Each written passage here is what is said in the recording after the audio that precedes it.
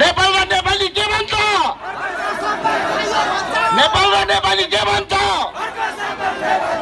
मातृभूमि के भन्छ? यो देशको माटोले के भन्छ? धन्यवाद। सबै उभिदिनुहोस् र अब हामी सामूहिक रूपमा यो देशलाई सम्झेर यो देशको माटोलाई वचन दिन्छौँ। यो कुनै धार्मिक तपाईको छैन अनुष्ठान होइन, जुनै धर्म मान्ने मान्छेले पनि यो गर्न सक्छ। तपाईँ जहाँ उभिनु भएको छ त्यो उभिनु भएको ठाउँमा होइन, तपाईँले दाहिने हातले आफ्नो दाहिने हात यस्तो देखाइदिनु त सबैको दाहिने हात छ कि छैन? हेर कति धेरै रहेछ है। आफ्नो दाहिने हातले खोटाङको दिक्तेलको हेलिप्याडको पवित्र माटो छोइदिनुहोस् प्लिज, छोइदिनुहोस् सबैजनाले, छोइदिनुहोस् है, नलजाइकन छोइदिनुहोस्। देशभन्दा लजाउनु हुँदैन, देशभन्दा डराउनु हुँदैन, देशभन्दा झर्को बाँध्नु हुँदैन, देशभन्दा हिचकिचाउनु हुँदैन। आदरणीय दाजुभाइ दिदीबहिनीहरू, तपाईँले यो देशको माटोलाई छुनु भएको छ। अब त्यो छोएको माटो छोएको दाहिने हातलाई तपाईँको देब्रेपट्टिको तपाईँको मुटु धड्किरहेको छातीमाथि राख्नुहोस्, मुठी पारेर राख्नुहोस्। यो देशलाई वचन दिन्छौँ। अब हामी वचन दिउँ कि नदिउँ? हो, यो देशलाई वचन दिन्छौँ। अब हामी यो देशलाई वचन दिन्छौँ है। यो मलाई होइन है, मलाई दिएको वचन होइन आदरणीय दाजुभाइ दिदीबहिनीहरू है। मनाथेलाई तपाईँको छैन, चाहिँदैन तपाईँको वचन, तपाईँको मलाई सम्मान पनि खासमा चाहिँदैन। तर यो देशलाई तपाईँको माया पनि चाहिन्छ, वचन पनि चाहिन्छ, सम्मान पनि चाहिन्छ। जहाँ उभिनु भएको माटो हो, यो माटो नै अमर तत्त्व हो। हामी मान्छे मरेर जान्छौँ, हाम्रो बाजे मरेर जानुभयो, कतिको बाबा पनि मरेर गइसक्नु भयो होला। मेरो त बाबा पनि हुनुहुन्न, उहाँलाई सम्झाउन चाहन्छु। आज म कतिचोटि यो बाटोमा उहाँसँग हिँडेको याद पनि आइरहेको छ होइन। हामी सबै मरेर जान्छौँ, तर यो माटो मरेर जानु हुँदैन। यो माटो सधैँभरि बाँचिरहनुपर्छ। त्यसो भएको कारणले गर्दाखेरि यो माटो सधैँभरि बाँचिरहने अमर माटोलाई, यो देशलाई, यो देश सधैँभरि बाँचिरहनुपर्छ भन्ने लाग्छ हामीलाई। पृथ्वी रहन्जेलसम्म यो देश रहिरहोस् भन्ने सच्चा मान्छे हो तपाईँ, यो देशको तपाईँको सच्चा नागरिक नेपाली हो भने अब तपाईँले यो माटोलाई इमान्दार भएर उच्च स्वरमा कराएर सबैले सुन्ने गरी नलजाइकन नहिचकिचाइकन यो देशको माटोलाई तपाईँले उच्च स्वरमा वचन दिनुहुनेछ। म यहाँ सबैजनालाई हार्दिक अनुरोध गर्न चाहन्छु। म जे भन्छु त्यही कुरालाई तपाईँले उच्च स्वरमा कराएर सानो गरी होइन, देब्रेपट्टि छातीमा हात राखेर तपाईँहरूले पनि दोहोऱ्याइदिनु होला। हुन्छ? धन्यवाद छ।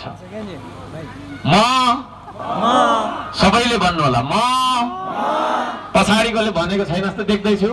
म आफ्नो नाम भन्नु होला, आफ्नो नाम भनिदिनु होला। सुरले सागर राई। यो देशको माटो छोएर, यो देशको माटो छोएर, खोटाङ दिक्तेलको माटो छोएर, खोटाङ दिक्तेलको माटो छोएर, यो देशको माटोलाई, यो देशको माटोलाई, यो देशलाई वचन दिन्छु कि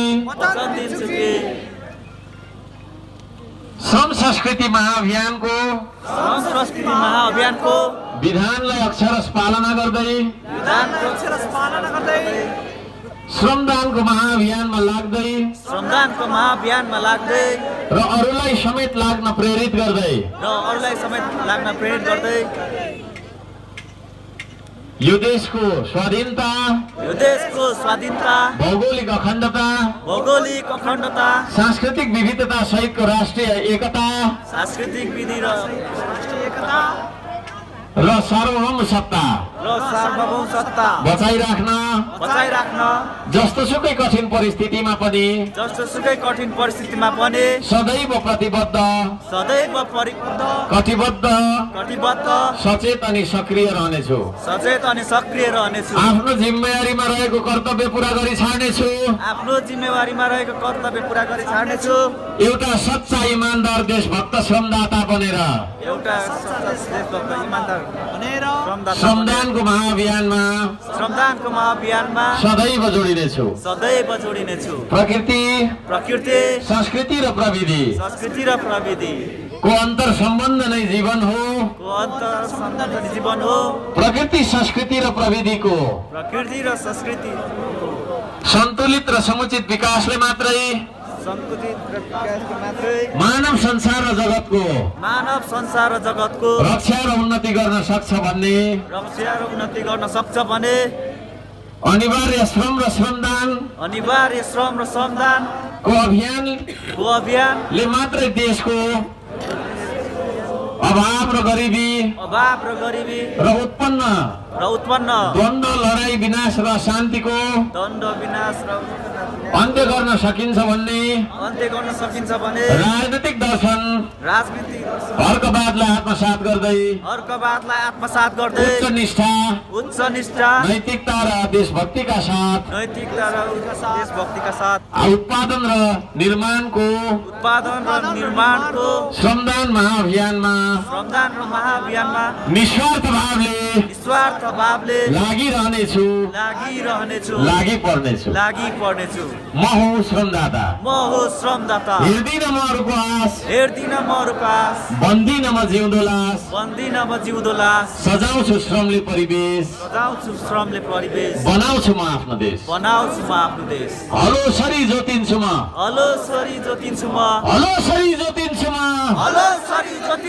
मेरै देशको माटोमा आत्मनिर्भर बन्छु म स्वाभिमानको बाटोमा वास्ता गर्नु छैन मैले कसले मलाई के भन्छ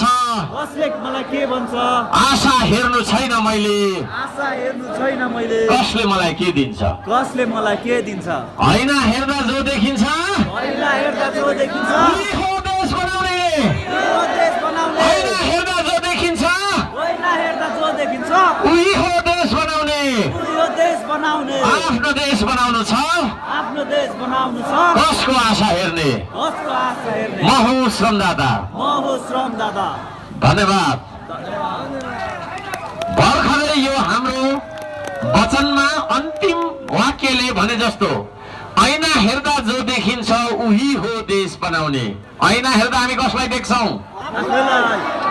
ऐना हेर्दा हामी कसलाई देख्छौं? यदि ऐना हेर्दा तपाईँ आफैलाई देख्नुहुन्छ भने आदरणीय दाजुभाइ दिदीबहिनीहरू यो देश बनाउने तपाईँ खुद हो है। अब हामी त्यो स्तरबाट जाग्नेछौँ। यो देश जति मेरो हो, जति यो देश हर्क साम्बाङको हो, त्यति नै तपाईँको पनि हो आदरणीय दाजुभाइ दिदीबहिनीहरू। त्यसो भएको कारणले गर्दाखेरि हर्क साम्बाङले उसको भागको ढुङ्गा बोकोस्, तपाईले आफ्नो भागको ढुङ्गा बोक्नुपर्छ। हर्क साम्बाङ जहाँ बस्छ त्यहाँ श्रमदान गर्छ। तपाईँ दिक्तेलमा बस्नुहुन्छ, तपाईँ दिक्तेलमा श्रमदान गर्नुहुन्छ। हामी रोएर बाँच्दैनौँ। अब विदेशी प्रभुलाई ढोगेर विदेशीको इशारामा चल्दैन यो देश। यो देश तपाईँ हामीले चलाउनु पर्छ। तपाईँ हाम्रो आशा र आवश्यकता भावना अनुसार चल्नुपर्छ, हो कि होइन? त्यो चेतनाका साथ अब हामी कहिल्यै पनि ननिनाउने गरी बिउजेका छौँ। म सबैजनालाई हार्दिक धन्यवाद दिन चाहन्छु, हार्दिक बधाई दिन चाहन्छु। अब तपाईँ हो श्रमदाता हो, तिमी हौ यो देश बनाउने। श्रमदाता हो, तिमी नै हौ यो देश बचाउने। अब यो देश बनाउने जिम्मा तपाईको हातमा। तपाईले यो देश बनाउनु भयो भने यो देश बन्ने हो, होइन भने बन्दैन। यो देश बचाउने जिम्मा तपाईको हातमा। यदि यो देश तपाईले बचाउने हो भने यो देश बस्ने हो, होइन भने यो देश बस्नेवाला छैन। तपाईले यो देश बनाउनको लागि तपाईले उत्कोच गर्न चाहनुहुन्छ, यो देश तपाईले बनाउने हो। तपाईँ यो देश बचाउन चाहनुहुन्छ, तपाईले यो देश बचाउने हो। धन्यवाद दिन चाहन्छु सबैजनालाई। अब हामी श्रमदानको गीतमा नाच्नेछौँ। श्रमदाता हो, तिमी हौ यो देश बनाउने भए त्यो गीतमा नाच्नेछौँ। के छैन, छैन हाम्रो? ल, श्रमदाता हो, तिमी हौ यो देश बनाउने भन्ने गीत लगाइदिनुहोस्। दुईटा गीतमा नाच्नुपर्छ। खोटाङमा आएको पनि त्यसो त होइन, कलाकारहरूको उर्वरा भूमिमा आएको हो। त्यसो भएको कारणले गर्दाखेरि सधैँ एउटा गीतमा नाच्थ्यौँ, आज दुईटा गीतमा नाच्छौँ।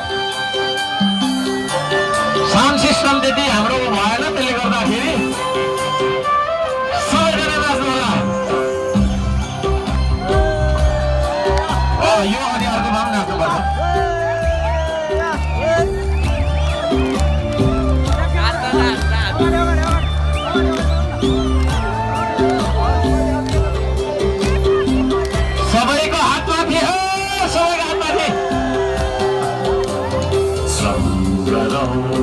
नेपाली हो